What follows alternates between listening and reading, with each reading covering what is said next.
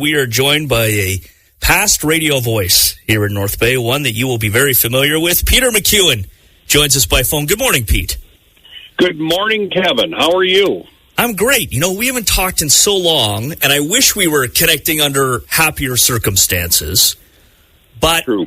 But rather than mourn the passing of Bob Wood, I think it's important that we celebrate the life of Bob Wood. And that's why I wanted to have you join us this morning, because you and Bob go way back.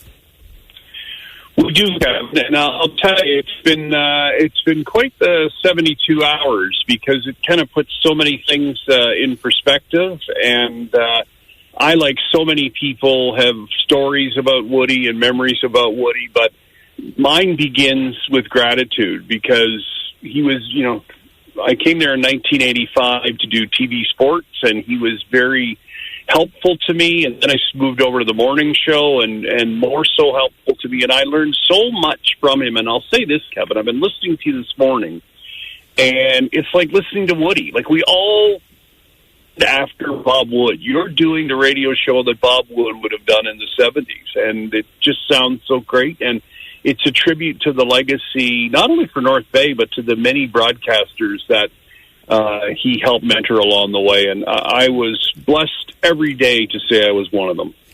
Minus some of that risque content that he used to do back in the 70s. Yeah, like, it's funny because you start to think of the stories. Like, I don't even know where to begin. But we laughed so much, and I think it's a part of our lives. I know you and I, when we worked together, Dean Belanger and Peter Hobbs, like we laughed every day. And don't forget, Woody set the standard that's what radio was about. You go in and have fun and help your community and just try and be a good person. And he excelled at that 110%.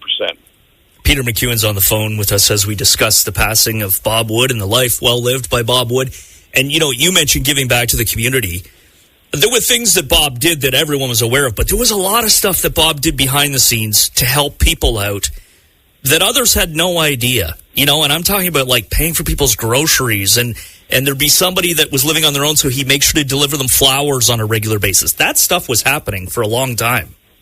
Kevin, I know so many stories of rent that he paid for people, of and he didn't, the thing is with Bob is that he was the first one to tell a great story and promote a concept or something that he was doing, but that's something he never, ever talked about. And he helped so many people and was always good when he visited another community to reconnect with people, which just how this conversation started. You and I haven't chatted in a while. Bob was so good to keep those relationships going, and that was another wonderful trait of his. Mm-hmm. Mike Monahan and I were chatting this morning because Mike works on the other side of the wall over at Jet FM, Sure.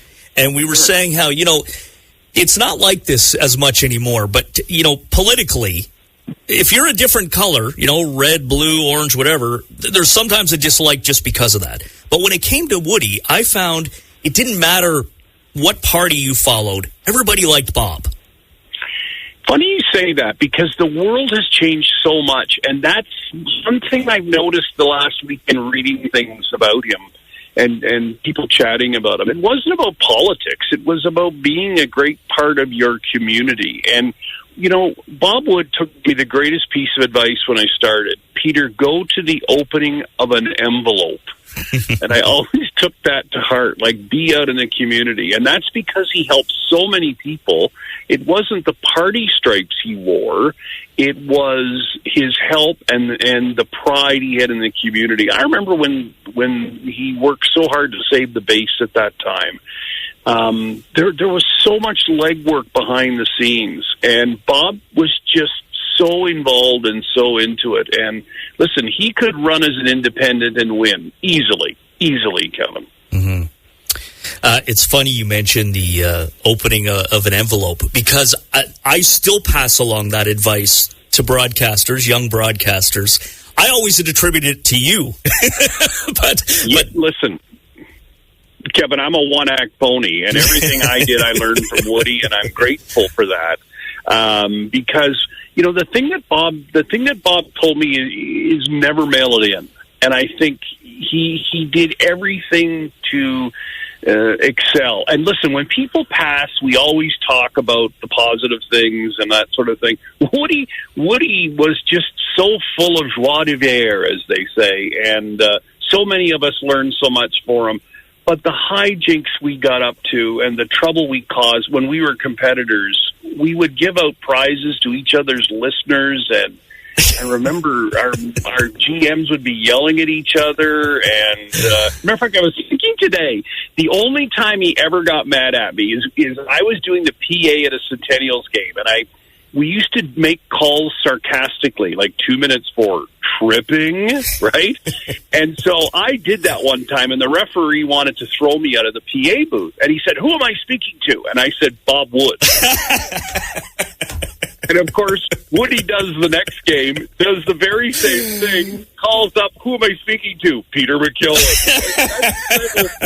That's the type of stuff that we did. And think about this. Two people would get together after doing a morning show and drive around and listen to each other. Like, it was a special, special bond that we had. And, I owe the guy a lot. North Bay owns him a lot, especially. And that's the other thing, too, I want to say. It's not just North Bay. It's Mattawa. It's Field. It's Bonfield. It's all these places that he helped that have gone unspoken. And I want to make sure Woody's recognized for that. And I said this to a lot of people on the phone calls. My mother used to say, "It's nice to be important, but it's more important to be nice." And that was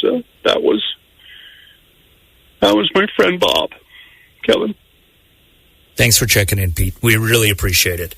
Yeah. Listen, keep in touch, and best to your ladies, and we pray for Josie. So hope she's doing well. Okay. Thanks so much, Peter. Kick off. I think this is the perfect song to play. This is Tim McGraw, "Humble and Kind," on Country 90.5 CFCH, in memory of Bob Wood.